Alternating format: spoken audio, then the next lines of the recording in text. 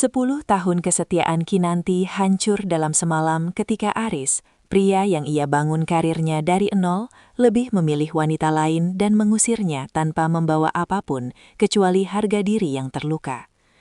Aris mengira Kinanti akan hancur dan mengemis di jalanan, namun ia salah besar. Di balik air matanya, sebuah kekuatan raksasa bangkit. Kinanti bertransformasi menjadi penguasa bisnis yang tak terhentikan, bahkan berhasil memikat hati seorang triliuner yang jauh lebih berkelas dan tulus mencintainya. Kini, saat roda kehidupan berputar balik, mampukah Aris menanggung malu saat melihat mantan istrinya berdiri di puncak kejayaan yang tak akan pernah bisa ia capai? Saksikan bagaimana sebuah pengkhianatan menjadi bahan bakar untuk pembalasan paling elegan yang pernah ada. Sebelum kita lanjut ke kisah lengkapnya, sapa kami dulu yuk. Kalian menonton dari kota mana saja? Silahkan tulis nama kota kalian di kolom komentar ya, agar kita bisa saling mengenal dengan lebih dekat. Cahaya lilin temaram menari-nari di atas meja makan yang tertata rapi. Kinanti merapikan letak sendok perak untuk ke-10 kalinya. Memastikan semuanya simetris di samping piring porselen terbaik yang hanya ia keluarkan pada momen istimewa. Malam ini bukan sekedar malam biasa. Ini adalah perayaan 10 tahun perjalanan cintanya dengan Aris. Sebuah dekade yang dimulai dari kontrakan sempit, hingga kini mereka menempati hunian mewah di pusat kota. Kinanti mengenakan gaun sutra berwarna biru dongker yang dipesan khusus, warna favorit Aris. Riasan wajahnya tipis, namun elegan, menyembunyikan gurat lelah setelah seharian berkutat di dapur, menyiapkan hidangan kesukaan suaminya, mulai dari steak wagyu hingga dessert coklat yang manis. Ia berkaca sekali lagi, menyunggingkan senyum yang dipaksakan, mencoba mengusir rasa hampa yang belakangan ini kerap singgah di dadanya. Waktu menunjukkan pukul 9 malam, namun suara deru mobil yang dinantikan tak kunjung terdengar. Kinanti menatap ponselnya yang bisu. Pesan singkat yang ia kirimkan sejak sore hanya menyisakan tanda centang satu, tanpa balasan, tanpa kabar. Ruang makan yang luas itu mendadak terasa begitu menyesakan dan dingin, meskipun pendingin ruangan sudah dimatikan. Hati kecilnya mulai berbisik tentang perubahan sikap Aris dalam beberapa bulan terakhir. Tatapan yang mulai menghindari kontak mata, ponsel yang selalu digenggam erat bahkan saat ke kamar mandi, dan alasan rapat mendadak yang frekuensinya melampaui batas wajar. Kinanti mencoba menepis pikiran buruk itu, meyakinkan dirinya bahwa Aris sedang berjuang keras demi masa depan mereka. Namun, ketika jarum jam berdetak menuju angka 11, dan lilin-lilin mulai meleleh habis hingga tetes terakhir, Kinanti menyadari bahwa ia sedang merayakan kesetiaan seorang diri. Gaun indah itu kini terasa seperti beban yang berat, membungkus raga yang jiwanya perlahan mulai retak oleh ketidakpastian yang menyakitkan. Suara gemeretak sisa lilin yang padam menjadi satu-satunya bunyi di ruangan itu. Sebelum akhirnya deru mesin mobil memecah kesunyian dari arah gerbang, Kinanti segera bangkit, mengusap sudut matanya yang mulai lembab, lalu bergegas menuju pintu depan dengan harapan yang masih tersisa meski tipis. Saat pintu terbuka, sosok Aris muncul dengan dasi yang sudah melingkar longgar di leher dan wajah yang tampak sangat letih. Alih-alih pelukan hangat atau ucapan permohonan maaf karena melewatkan makan malam penting mereka, Aris hanya bergumam pendek tentang betapa melelahkannya pertemuan dengan klien besar hari ini. Ia melewati Kinanti begitu saja, seolah istrinya itu hanyalah bagian dari dekorasi rumah yang tidak bernyawa.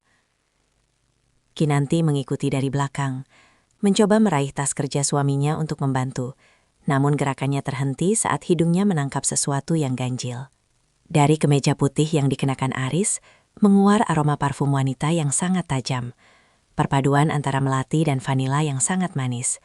Jenis aroma yang sangat berbeda dengan parfum maskulin yang biasa digunakan Aris atau sabun pencuci baju di rumah mereka. Jantung Kinanti berdegup kencang. Tangannya gemetar saat tanpa sengaja ia melihat kerah baju Aris yang sedikit terbuka, menyingkap sebuah noda tipis berwarna merah muda yang tertinggal di sana. Itu bukan sekedar noda biasa. Itu adalah tanda kehadiran orang lain yang masuk ke dalam ruang privasi pernikahan mereka tanpa izin. Ketika Aris masuk ke kamar mandi, Kinanti memberanikan diri memeriksa saku jas suaminya yang tersampir di kursi. Di sana, ia menemukan sebuah nota dari sebuah toko perhiasan ternama tertanggal hari ini, jam 7 malam. waktu di mana Aris mengaku masih terjebak di ruang rapat. Nota itu mencantumkan pembelian sebuah kalung berlian dengan ukiran nama yang bukan miliknya. Kenyataan itu menghantamnya lebih keras daripada tamparan fisik manapun. Kinanti berdiri terpaku di tengah kamar, meremas nota kecil itu hingga kusut. Sementara suara kucuran air dari kamar mandi terdengar seperti ejekan bagi kesetiaannya yang kini terasa sia-sia. Dunianya yang selama ini ia bangun dengan penuh kasih sayang, perlahan mulai runtuh oleh aroma pengkhianatan yang tak lagi bisa disangkal. Gema gemericik air yang perlahan berhenti memaksa Kinanti segera menyembunyikan nota kusut itu ke dalam laci meja riasnya sebelum Aris keluar. Ia mencoba mengatur napas, menata raut wajahnya agar tetap terlihat tenang, meskipun badai emosi sedang berkecamuk hebat di balik dadanya. Ketika suaminya muncul dengan handuk tersampir di bahu, Kinanti berpura-pura sedang merapikan tempat tidur, menghindari kontak mata yang mungkin akan mengungkap rahasia yang baru saja ia temukan. Aris langsung merebahkan diri tanpa menyentuh Kinanti sedikitpun, memberikan punggung dingin yang terasa seperti tembok raksasa yang memisahkan dunia mereka. Di bawah temaram lampu tidur, Kinanti terjaga hingga fajar menyingsing, mempertanyakan setiap detik yang mereka lalui selama 10 tahun ini. Apakah semua tawa dan janji itu nyata, atau hanya sekadar sandiwara yang disusun rapi? Keesokan paginya, suasana rumah terasa semakin canggung dan sunyi, hanya diisi oleh denting sendok yang beradu dengan mangkuk sereal. Kinanti mencoba memecah keheningan dengan bertanya lembut mengenai rencana akhir pekan mereka, berharap Aris akan memberikan sedikit celah untuk memperbaiki keretakan ini.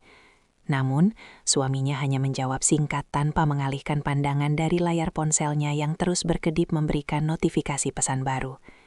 Kinanti memperhatikan betapa protektifnya Aris terhadap perangkat kecil itu, seolah-olah seluruh hidupnya kini tersimpan di sana, jauh dari jangkauan sang istri.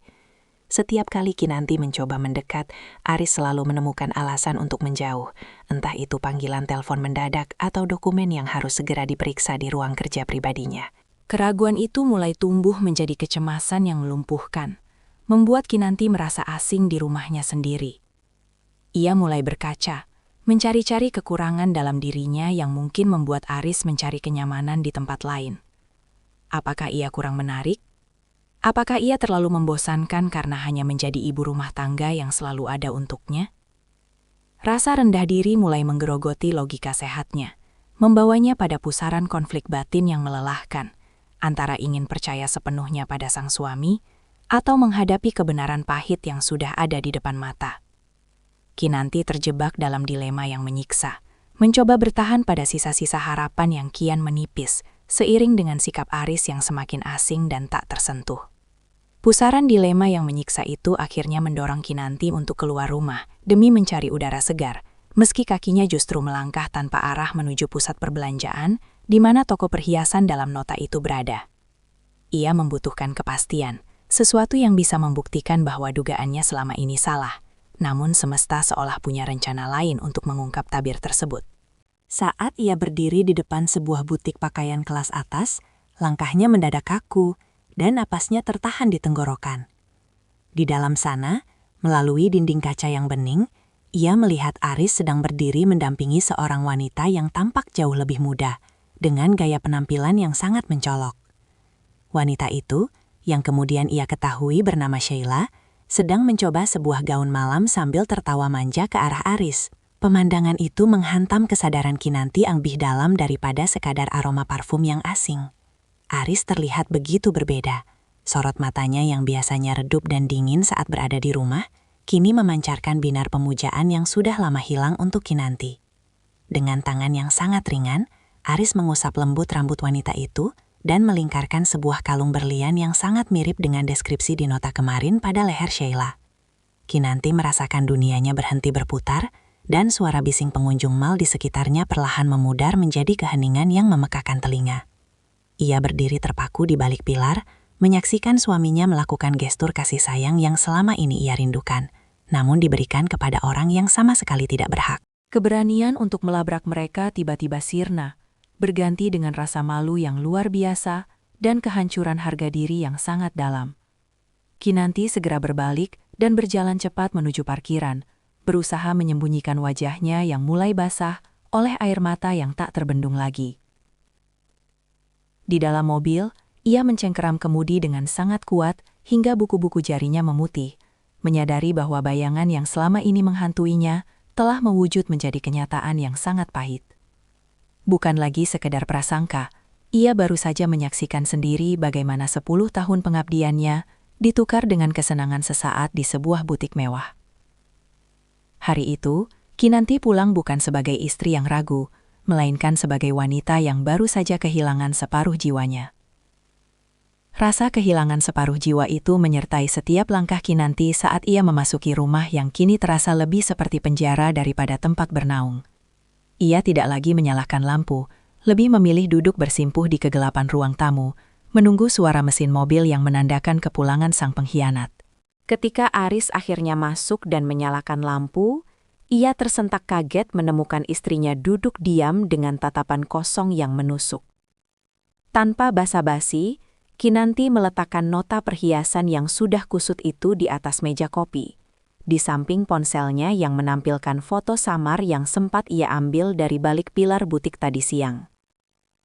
Keheningan yang menyelimuti mereka terasa begitu tebal, seolah-olah oksigen di ruangan itu telah habis tersedot oleh kebenaran yang tak lagi bisa disembunyikan.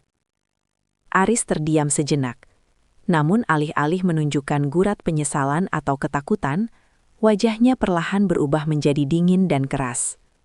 Ia menghela nafas panjang, lalu duduk di hadapan Kinanti dengan sikap yang sangat tenang, sebuah ketenangan yang justru jauh lebih menyakitkan daripada kemarahan. Dengan nada suara yang datar, Aris mengakui bahwa sosok wanita di butik itu adalah Sheila, seseorang yang menurutnya telah memberikan gairah dan apresiasi yang tidak lagi ia temukan dalam pernikahan mereka. Ia menyatakan bahwa kesuksesannya saat ini membutuhkan pendamping yang bisa mengimbangi gaya hidup sosialnya, sementara Kinanti dianggapnya sudah terlalu statis dan tertinggal di belakang meja dapur. Kata-kata itu meluncur dari bibir Aris tanpa beban, menghancurkan sisa-sisa harga diri yang masih coba dijaga oleh Kinanti. Aris dengan tegas memilih untuk mengakhiri segalanya, menyatakan bahwa ia ingin menjalani hidup baru yang lebih berwarna bersama Sheila. Ia menawarkan sejumlah uang sebagai bentuk pesangon atas pengabdian Kinanti selama ini, sebuah penghinaan yang membuat hati Kinanti terasa seperti dihantam batu besar. Di malam yang kelam itu, Aris tidak hanya mengakui perselingkuhannya, tetapi juga secara sadar mencoret nama Kinanti dari masa depannya. Kinanti hanya bisa terpaku, menyadari bahwa pria yang dulu berjanji akan menjaganya selamanya, kini adalah orang yang paling bersemangat untuk membuangnya demi obsesi baru yang lebih berkilau. Obsesi baru yang lebih berkilau itu rupanya telah membuat Aris kehilangan seluruh empati, terbukti saat ia mulai mengepak barang-barangnya ke dalam koper besar tanpa sedikit pun keraguan di matanya. Kinanti hanya berdiri mematung di ambang pintu kamar, menyaksikan satu persatu kenangan fisik mereka dimasukkan ke dalam tas dan dibawa pergi dari kehidupan mereka. Tidak ada perdebatan panjang atau permohonan yang keluar dari bibir Kinanti. Suaranya seolah terkunci oleh rasa syukur yang pahit, karena setidaknya ia telah mengetahui wajah asli pria yang ia cintai. Sebelum melangkah keluar untuk terakhir kalinya, Aris meletakkan sebuah amplop coklat di atas meja rias. Sebuah dokumen perceraian yang sudah ia tanda tangani sebelumnya, menunjukkan betapa matangnya rencana untuk meninggalkan Kinanti telah disusun. Setelah suara pintu utama berdentum tertutup dan deru mobil menjauh hingga hilang di telan malam, rumah itu mendadak menjadi sangat luas dan sunyi. Kinanti mengambil amplop tersebut dengan tangan gemetar, membaca setiap baris kalimat hukum yang dengan dingin merangkum kegagalan rumah tangga mereka menjadi sekedar urusan administratif. Di sana tertulis bahwa ia harus mengosongkan rumah ini dalam waktu 1 bulan, karena aset tersebut akan dialihkan atas nama perusahaan. Kenyataannya kini terpampang nyata. Kinanti tidak memiliki apapun atas namanya sendiri. Selama 10 tahun, ia terlalu sibuk membangun fondasi bagi karir Aris, hingga lupa membangun jembatan untuk keselamatannya sendiri jika badai seperti ini datang menghantam. Ia tertuduk di lantai dingin, memeluk lututnya di tengah ruangan yang mulai terasa asing. Malam itu menjadi titik nadir dalam hidupnya, di mana rasa sedih mulai berganti menjadi api kecil yang membakar sisa-sisa keputusasaannya. Kinanti menyadari bahwa menangisi pria yang sudah tidak menghargainya hanya akan membuang waktu yang sangat berharga. Ia harus segera bertindak sebelum dunia benar-benar menelannya dalam kemiskinan dan keterpurukan.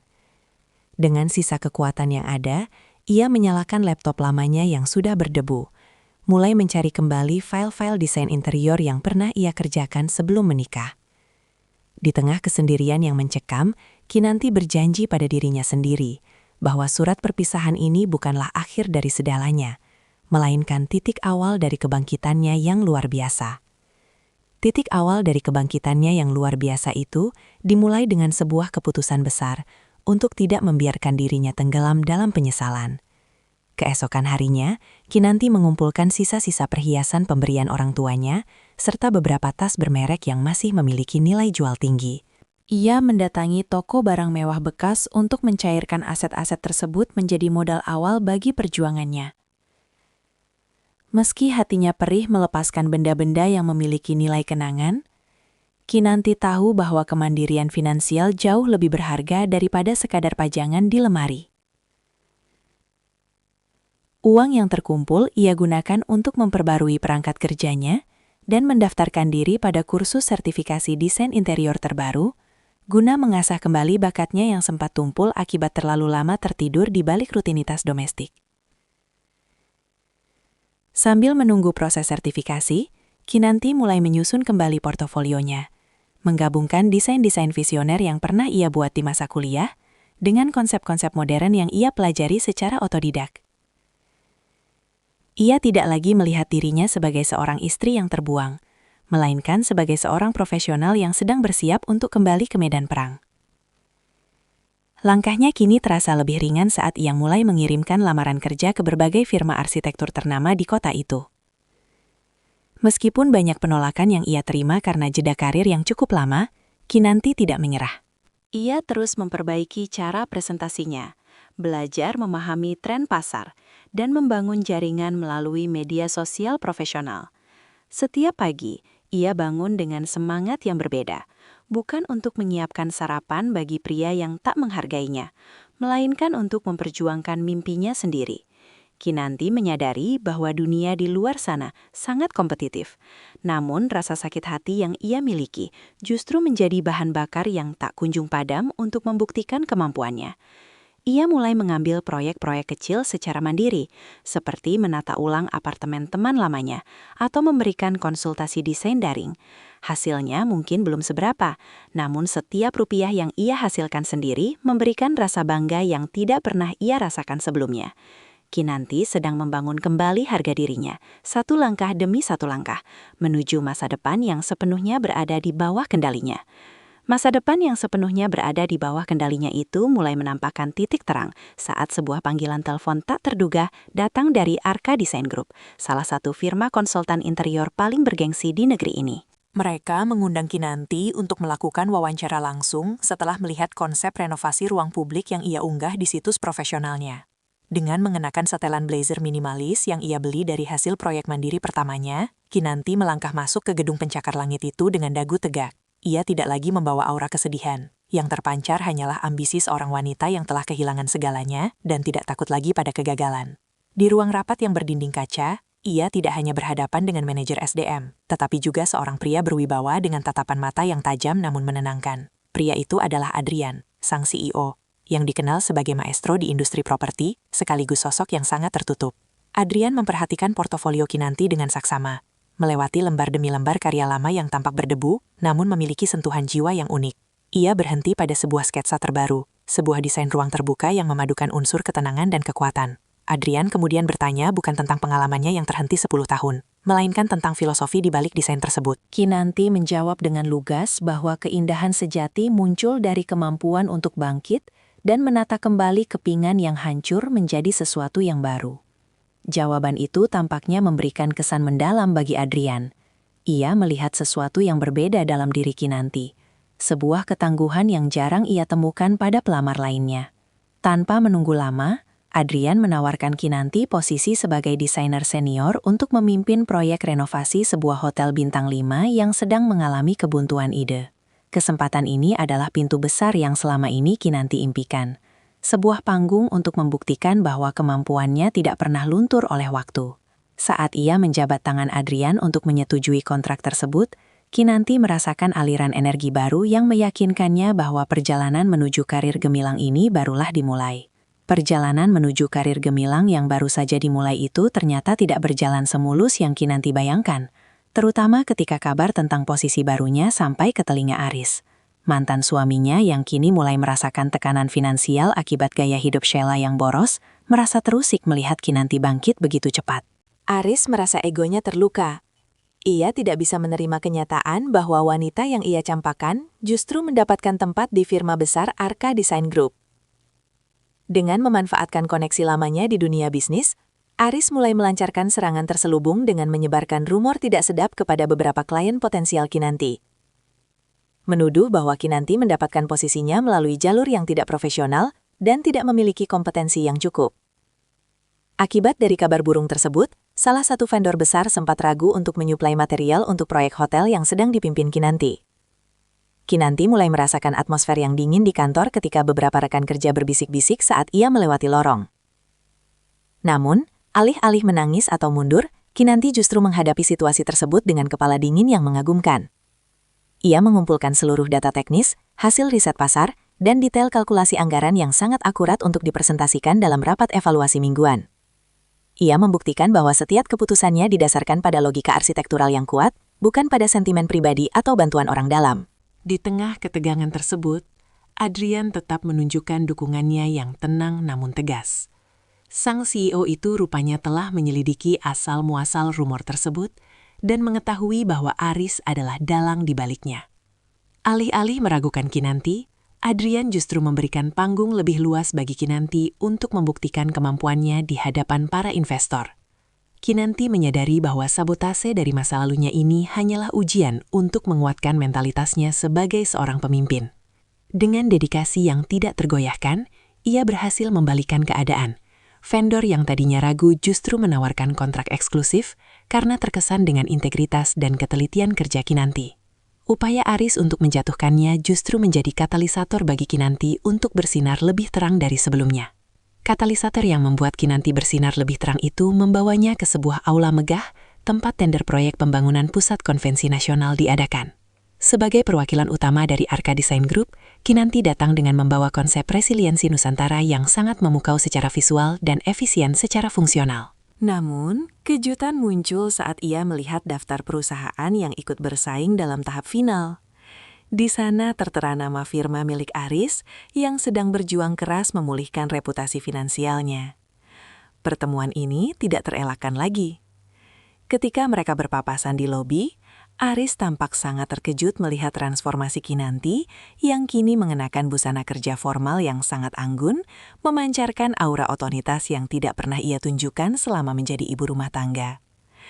Aris mencoba mendekat dengan senyum remehkan, berbisik bahwa dunia desain adalah tempat bagi para profesional yang sudah lama berkecimpung, bukan untuk pendatang baru yang hanya beruntung. Namun, Kinanti tidak membalas provokasi itu dengan kemarahan. Ia hanya tersenyum tipis dan berlalu, membiarkan karyanya yang akan berbicara nanti di hadapan panel juri. Saat giliran presentasi tiba, Kinanti memaparkan idenya dengan sangat fasih, menjawab setiap pertanyaan teknis dengan kecerdasan yang tajam. Sebaliknya, Aris tampak gugup dan konsep yang ia tawarkan terasa usang, serta terlalu fokus pada penghematan biaya tanpa memperhatikan estetika jangka panjang. Adrian yang duduk di barisan pengamat memberikan anggukan kecil tanda apresiasi saat Kinanti menutup presentasinya dengan penuh percaya diri. Juri akhirnya mengumumkan pemenang tender tersebut, dan nama Kinanti bergema di seluruh ruangan sebagai pemenang utama. Aris tertunduk lesu di kursinya, menyadari bahwa ia baru saja dikalahkan secara telak oleh wanita yang dulu ia anggap tidak memiliki nilai. Sementara itu, Sheila yang menemani Aris hanya bisa menatap iri pada keberhasilan Kinanti yang kini menjadi pusat perhatian. Momen ini bukan sekadar kemenangan bisnis bagi Kinanti, melainkan sebuah pernyataan tegas bahwa roda kehidupan telah berputar, dan ia kini berada di puncak kendali atas takdirnya sendiri. Puncak kendali atas takdirnya sendiri membawa Kinanti pada perspektif yang lebih luas, di mana ia tidak lagi perlu mencari tahu tentang kehidupan Aris, karena informasi itu datang dengan sendirinya. Kekalahan telak dalam tender besar tersebut rupanya menjadi kartu domino pertama yang meruntuhkan stabilitas finansial perusahaan Aris yang selama ini memang sudah keropos. Tanpa sengaja, Kinanti mendengar perdebatan sengit di area parkir gedung saat ia hendak pulang. Suara melengking Sheila terdengar menuntut gaya hidup mewah yang tidak bisa lagi dipenuhi oleh Aris. Topeng kesetiaan yang selama ini Sheila pamerkan mulai retak, menampakkan motif asli bahwa ia hanya tertarik pada kejayaan materi yang pernah dimiliki Aris. Kinanti hanya memandang dari kejauhan dengan perasaan hambar, menyadari bahwa apa yang dahulu ia anggap sebagai pengkhianatan yang menghancurkan, kini tampak seperti sebuah anugerah yang membebaskannya. Di saat yang sama, ia menemukan bukti-bukti mengejutkan dari rekan kerjanya bahwa Aris selama ini sering menggunakan nama besar Arka Design Group secara ilegal untuk mendapatkan pinjaman modal demi menutupi utang pribadinya. Tindakan Aris ini bukan hanya tidak etis, tetapi juga mengancam integritas industri yang sedang Kinanti bangun kembali. Alih-alih merasa puas atas kejatuhan sang mantan, Kinanti merasa perlu untuk melindungi institusinya dan memastikan bahwa keadilan tetap berjalan di jalur yang benar. Ketegangan di internal perusahaan Aris semakin memuncak saat Sheila secara terang-terangan mulai mencari celah untuk meninggalkan Aris demi pria lain yang dianggap lebih mapan. Realitas ini menunjukkan kepada Kinanti bahwa hubungan yang dibangun di atas panggung sandiwara dan materialisme tidak akan pernah memiliki fondasi yang kokoh saat badai menerpa. Kinanti kini mengerti bahwa ia telah memenangkan pertempuran yang jauh lebih penting daripada sekedar tender. Ia telah memenangkan kebebasan jiwanya. Dengan hati yang mantap, ia memutuskan untuk tidak membiarkan drama masa lalu menghambat langkahnya, meskipun ia tahu bahwa konfrontasi yang lebih besar mungkin masih akan terjadi, seiring dengan semakin terpojoknya posisi Aris di dunia bisnis. Langkah Kinanti yang semakin mantap di dunia bisnis tidak luput dari perhatian Adrian, yang selama ini mengamati perkembangan perempuan itu dari balik meja kepemimpinannya. Suatu sore, setelah rapat evaluasi proyek pusat konvensi selesai, Adrian mengundang Kinanti ke balkon kantor yang menghadap langsung ke arah pemandangan kota yang mulai dihiasi lampu warna-warni. Suasana terasa berbeda. Tidak ada dokumen di tangan atau jadwal yang harus dibahas. Adrian memulai pembicaraan dengan nada yang lebih rendah dan hangat, mengungkapkan bahwa kekagumannya pada Kinanti telah tumbuh melampaui sekadar apresiasi terhadap dedikasi kerjanya. Ia melihat di dalam diri Kinanti sebuah kekuatan langka, kemampuan untuk tetap bersikap anggun dan berintegritas tinggi meskipun badai pengkhianatan mencoba menenggelamkannya. Adrian bercerita bahwa ia pun pernah mengalami kegagalan yang hampir serupa di masa lalu, yang membuatnya menjadi sosok yang tertutup dan hanya fokus pada angka-angka di atas kertas. Namun melihat cara Kinanti menata kembali hidupnya tanpa rasa dendam, telah menginspirasi Adrian untuk kembali mempercayai ketulusan. Dengan tatapan yang sungguh-sungguh, ia menyatakan ingin menjadi bagian dari masa depan Kinanti, bukan hanya sebagai pendukung di balik layar perusahaan, melainkan sebagai pendamping yang akan memastikan Kinanti tidak perlu lagi menghadapi kesulitan seorang diri. Pengakuan ini membuat jantung Kinanti berdegup kencang. Ia menemukan sebuah bentuk penghargaan yang jauh lebih dalam daripada sekadar pujian atas prestasinya. Dukungan emosional yang ditawarkan Adrian terasa seperti oase di tengah gurun panjang yang baru saja ia lalui. Untuk pertama kalinya setelah sekian lama, Kinanti merasa aman untuk melepaskan pertahanannya dan menunjukkan sisi rentannya. Adrian tidak menuntut jawaban instan. Ia memberikan ruang bagi Kinanti untuk bernapas dan memproses perasaan yang mulai bersemi di hatinya. Kehadiran Adrian membuktikan bahwa setelah malam yang paling gelap sekalipun, fajar akan selalu membawa kehangatan yang baru. Kinanti menyadari bahwa kebahagiaan sejati bukanlah tentang membalas rasa sakit dengan rasa sakit, melainkan tentang menemukan seseorang yang menghargai nilai diri kita, bahkan sebelum dunia melihat keberhasilan kita. Dunia baru yang penuh penghargaan dan ketulusan bersama Adrian terasa sangat kontras ketika suatu sore, Kinanti mendapati sosok yang sangat ia kenali sedang menunggu di lobi kantornya dengan penampilan yang jauh dari kata rapi. Aris berdiri di sana, tanpa jas mewahnya, dengan guratan keletihan yang amat dalam di wajahnya. Kabar buruk tentang Sheila yang benar-benar pergi meninggalkannya setelah menguras habis sisa tabungannya, ternyata bukan sekadar isu belaka. Kini, saat perusahaannya berada di ambang kebangkrutan dan rumah mewahnya terancam disita, Aris datang membawa tumpukan penyesalan yang sudah tidak lagi memiliki ruang di hati Kinanti. Ia mencoba meraih tangan Kinanti, memohon sebuah kesempatan kedua dengan alasan bahwa ia tersesat, dan baru menyadari bahwa hanya Kinantilah yang tulus mencintainya dari titik nol. Kinanti menarik tangannya dengan perlahan namun pasti, menatap pria di depannya bukan dengan amarah, melainkan dengan rasa iba yang dingin. Ia melihat Aris bukan lagi sebagai sosok raksasa yang dulu menghancurkan dunianya, melainkan sebagai pria kecil yang kehilangan arah karena keserakahannya sendiri. Aris terus meratap, menceritakan betapa hampa hidupnya tanpa dukungan Kinanti, dan betapa ia menyesal telah menukar 10 tahun kesetiaan dengan pesona semu yang sesaat. Namun, bagi Kinanti, setiap kata maaf yang keluar dari bibir Aris terdengar seperti melodi yang terlambat dimainkan. Lagu itu sudah selesai, dan penontonnya sudah lama meninggalkan teater. Penyesalan itu terasa hambar karena datang hanya saat badai menerjang, bukan saat matahari masih bersinar terang. Kinanti menyadari bahwa Aris tidak benar-benar merindukannya. Ia hanya merindukan kenyamanan dan stabilitas yang dulu Kinanti berikan tanpa syarat. Dengan suara yang sangat tenang namun tegas, Kinanti mengatakan bahwa ia telah memaafkan masa lalu mereka demi kedamaian dirinya sendiri, namun tidak ada jalan untuk kembali ke titik semula. Ia membiarkan Aris berdiri terpaku di lobi yang luas itu, sementara ia berbalik menuju lift untuk kembali ke ruang kerjanya yang cerah. Momen itu menjadi penegasan terakhir bahwa pintu yang pernah ditutup Aris dengan keras, kini telah ia kunci rapat-rapat demi menjaga kebahagiaan baru yang jauh lebih layak ia perjuangkan. Kebahagiaan baru yang jauh lebih layak ia perjuangkan itu kini diuji di panggung yang lebih besar, saat malam penganugerahan Visionary Design Awards digelar. Seluruh elit bisnis dan tokoh industri hadir, termasuk Aris yang entah bagaimana caranya berhasil menyelinap masuk, mungkin berharap bisa memanfaatkan momen ini untuk meminta bantuan terakhir kepada mantan istrinya. Di bawah sorot lampu kristal yang memukau, Kinanti naik ke atas podium untuk menerima penghargaan sebagai desainer interior terbaik tahun ini. Saat ia berdiri di sana, ia melihat Aris di barisan belakang, mencoba memberikan lambaian kecil yang seolah-olah menunjukkan bahwa ia masih menjadi bagian dari kesuksesan tersebut. Namun, Kinanti tidak memberikan ruang bagi spekulasi apapun. Dalam pidato kemenangannya, ia berbicara dengan lantang tentang arti kemandirian dan bagaimana sebuah kehancuran bisa menjadi fondasi paling kokoh untuk membangun kembali harga diri. Ia secara eksplisit menyebutkan bahwa keberhasilannya saat ini adalah hasil dari keputusan sulit untuk meninggalkan masa lalu yang tidak lagi memberikan ruang untuk berkembang. Tanpa menyebut nama, semua orang di ruangan itu memahami bahwa ia sedang menutup buku lama dengan sangat elegan. Adrian, yang duduk di baris terdepan, memberikan tepuk tangan paling meriah, memancarkan kebanggaan yang tulus sebagai mitra dan calon pendamping hidupnya.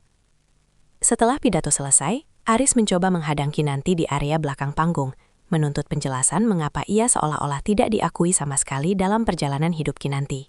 Dengan sikap yang sangat berwibawa dan tanpa nada tinggi, Kinanti memberikan keputusan finalnya di hadapan beberapa kolega yang mulai memperhatikan. Ia menegaskan bahwa hubungan mereka telah selesai sepenuhnya pada hari saat Aris memilih untuk melangkah keluar dari rumah mereka. Kinanti secara resmi meminta Aris untuk berhenti mencarinya, baik untuk urusan pribadi maupun profesional, karena kini ia sudah memiliki kehidupan baru yang jauh lebih bercahaya. Pernyataan tegas itu membuat Aris terdiam 1000 bahasa, sementara Kinanti melangkah pergi menggandeng tangan Adrian, meninggalkan bayang-bayang masa lalu yang akhirnya benar-benar menghilang di balik kegelapan panggung. Bayang-bayang masa lalu yang benar-benar menghilang itu memberikan ruang bagi Kinanti untuk mewujudkan mimpi yang lebih besar, yakni mendirikan bendera bisnisnya sendiri. Dengan dukungan penuh dari Adrian, ia meresmikan Kinanti Atelier, sebuah firma desain interior yang mengusung konsep kemandirian dan keindahan yang bermakna. Adrian bukan hanya berperan sebagai investor yang menyediakan modal secara finansial, tetapi juga sebagai mentor yang memberikan akses ke jaringan bisnis internasional yang selama ini sulit dijangkau. Kantor pusat mereka menempati lantai teratas sebuah gedung modern dengan dinding kaca yang menyajikan pemandangan cakrawala kota, melandangkan visi Kinanti yang kini tidak lagi memiliki batasan atau sekat-sekat keraguan. Kinanti Atelier bukan sekedar tempat bekerja. Ia merancang kantor tersebut sebagai ruang inkubasi bagi para desainer muda, terutama perempuan yang memiliki latar belakang perjuangan hidup yang serupa dengannya. Ia ingin keberhasilannya menjadi jembatan bagi orang lain untuk bangkit dari keterpurukan. Di bawah kepemimpinannya, firma tersebut langsung mendapatkan kontrak bergengsi untuk menata ulang kawasan hunian berkelanjutan di beberapa kota besar. Reputasi Kinanti sebagai wanita tangguh yang memiliki selera estetika tinggi dan integritas tanpa celah membuatnya menjadi magnet bagi klien-klien kelas atas yang menghargai kejujuran dalam berkarya. Adrian seringkali terlihat mendampingi Kinanti dalam rapat-rapat strategis, namun ia selalu memberikan ruang bagi Kinanti untuk menjadi bintang utama. Kekayaan dan kekuasaan yang dimiliki Adrian tidak digunakan untuk mendominasi, melainkan untuk memperkuat fondasi yang sedang dibangun oleh Kinanti. Sinergi antara keduanya menciptakan sebuah kerajaan bisnis yang tidak hanya kokoh secara materi, tetapi juga kaya akan nilai-nilai kemanusiaan.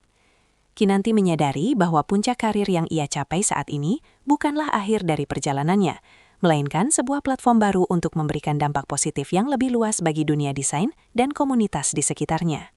Platform baru untuk memberikan dampak positif yang lebih luas itu kian sempurna ketika Adrian membawa Kinanti ke sebuah resor eksklusif di puncak perbukitan yang dikelilingi kabut tipis, tempat di mana ia akhirnya berlutut dan meminta Kinanti menjadi teman hidupnya selamanya. Hari pernikahan mereka pun tiba, sebuah perhelatan yang jauh dari kesan pamer namun syarat akan kemewahan yang bersahaja. Acara tersebut diadakan di sebuah taman gantung yang dirancang sendiri oleh Kinanti, di mana ribuan bunga lili putih mekar sempurna di bawah langit senja yang berwarna keunguan. Tidak ada keramaian yang menyesakan, hanya keluarga inti dan sahabat terdekat yang menjadi saksi bisu bersatunya dua jiwa yang telah sama-sama belajar dari kerasnya luka masa lalu. Kinanti melangkah dengan anggun mengenakan gaun putih gading yang sederhana namun memancarkan kelas seorang wanita mandiri. Saat ia berdiri di samping Adrian, ia menyadari perbedaan besar antara janji yang ia ucapkan 10 tahun lalu dengan komitmen yang ia buat hari ini. Jika dulu ia menikah karena ketergantungan dan kepolosan, kini ia menikah sebagai wanita yang utuh dan setara dengan pasangannya. Adrian menggenggam tangannya erat, memberikan rasa tenang yang belum pernah ia rasakan sebelumnya.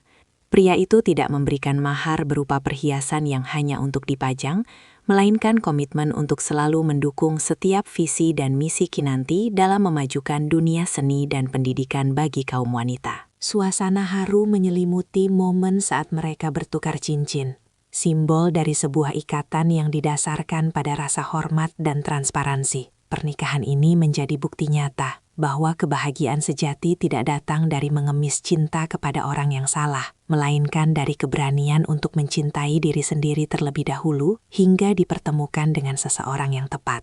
Di atas ketinggian tersebut, Kinanti merasa seolah-olah seluruh beban masa lalunya telah tertiup angin dan hilang di balik lembah. Ia kini memulai babak baru, bukan lagi sebagai seseorang yang ditinggalkan, melainkan sebagai seorang istri dari pria yang luar biasa baik hati, sekaligus pemimpin dari kerajaan bisnisnya sendiri yang terus berkembang pesat. Kerajaan bisnis yang terus berkembang pesat, serta kehangatan rumah tangga yang baru ia bina, membawa Kinanti pada sebuah perenungan mendalam tentang arti kemakmuran yang sesungguhnya. Duduk di ruang kerja rumah barunya yang tenang, ia memperhatikan bagaimana Adrian selalu meluangkan waktu untuk mendengarkan keluh kesahnya, memberikan nasihat tanpa menggurui, dan menghargai setiap keputusan kecil yang ia buat. Ia menyadari bahwa kekayaan Adrian yang melimpah bukan terletak pada angka 0 di saldo bank atau deretan kendaraan mewah di garasi, melainkan pada kekayaan hati dan ketulusan sikapnya. Bagi Kinanti, definisi kaya kini telah bergeser. Bukan lagi tentang siapa yang bisa membelikan perhiasan paling mahal, tetapi tentang siapa yang bisa memberikan rasa aman dan ketenangan jiwa yang tak ternilai harganya. Kehidupan barunya memberikan perspektif bahwa kebahagiaan sejati muncul ketika seseorang tidak lagi perlu membuktikan apapun kepada dunia luar. Kinanti tidak lagi merasa perlu memamerkan pencapaiannya di depan Aris atau orang-orang yang pernah meremehkannya, karena kepuasan batinnya sudah terpenuhi oleh pertumbuhan dirinya sendiri. Ia menemukan kekayaan dalam waktu berkualitas yang ia habiskan bersama Adrian, dalam keberhasilan stafnya yang ia bimbing hingga sukses, dan dalam kemampuan untuk berbagi kepada mereka yang membutuhkan tanpa merasa kekurangan. Kebaikan hati Adrian telah menular padanya, mengubah ambisinya yang dulu dipicu oleh rasa sakit hati menjadi sebuah dedikasi yang murni untuk menebar manfaat bagi orang banyak. Di tengah kemapanan tersebut, Kinanti tetap menjadi sosok yang rendah hati dan tidak lupa pada titik terendah yang pernah ia lalui. Ia menyadari bahwa setiap tantangan di masa lalu adalah investasi berharga yang membentuk karakternya hari ini. Menjadi kaya berarti memiliki kebebasan untuk memilih jalan hidup, memiliki kekuatan untuk menolak hal-hal yang tidak sesuai dengan prinsip, dan memiliki cinta yang tidak pernah menuntut untuk menjadi orang lain. Bersama Adrian, Kinanti akhirnya memahami bahwa ia telah mendapatkan segalanya. Karir yang bermakna, kekayaan yang berkah, dan seorang suami yang mencintai jiwanya secara utuh. Ia telah sampai pada sebuah kesadaran bahwa kemenangan terbaik bukanlah dengan mengalahkan orang lain, melainkan dengan memenangkan kembali hidup yang sempat hilang. Kemenangan terbaik untuk memenangkan kembali hidup yang sempat hilang itu terasa semakin nyata saat Kinanti secara tidak sengaja berpapasan dengan realitas masa lalunya di sebuah sudut kota yang sederhana. Sore itu, saat ia baru saja menyelesaikan kunjungan sosial ke sebuah panti asuhan, ia melihat sosok pria yang tampak jauh lebih tua dari usia sebenarnya, sedang duduk di bangku taman umum yang kusam. Pria itu adalah Aris. Tidak ada lagi setelan jas mewah yang dulu selalu ia banggakan. Yang tersisa hanyalah kemeja usang dan tatapan mata yang layu. Dari desas-desus yang beredar, Aris kini bekerja sebagai tenaga administrasi lepas di sebuah kantor kecil setelah seluruh asetnya ludes tersita untuk melunasi utang-utang yang ditinggalkan oleh gaya hidup Sheila yang semu. Kinanti menghentikan langkahnya sejenak, menatap dari kejauhan tanpa ada keinginan untuk mendekat apalagi memamerkan keberhasilannya. Ia melihat Aris sedang menghitung kepingan uang logam dengan dahi berkerut, sebuah pemandangan yang memberikan gambaran jelas tentang bagaimana roda kehidupan bekerja secara presisi. Tidak ada rasa dendam yang tersisa di hati Kinanti, melainkan sebuah pelajaran pahit tentang hukum sebab akibat. Aris yang dulu membuang permata demi mengejar kilauan palsu, kini harus menelan kenyataan bahwa kebahagiaan yang dibangun di atas penderitaan orang lain tidak akan pernah bertahan lama. Momen itu menjadi kesimpulan bisu bahwa setiap orang pada akhirnya akan memanen apa yang mereka tanam. Kinanti tidak merasa perlu untuk memberikan bantuan materi, karena ia tahu bahwa yang paling dibutuhkan Aris saat ini bukanlah uang, melainkan keberanian untuk menghadapi konsekuensi dari pilihannya sendiri.